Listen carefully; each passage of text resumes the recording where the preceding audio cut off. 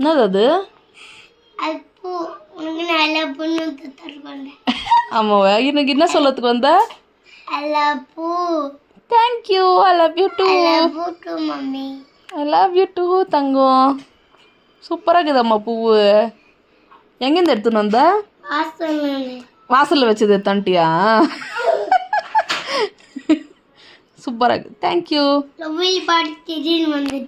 திருடின்னு வந்துட்டியா லவ்லி மாதிரி? அதுக்கு தான் அந்த இதெல்லாம் பார்க்காதரா அப்படின்னு சொல்கிறேன். அதெல்லாம் பார்த்தா திருடுறது அதெல்லாம் தான் கற்றுப்பல.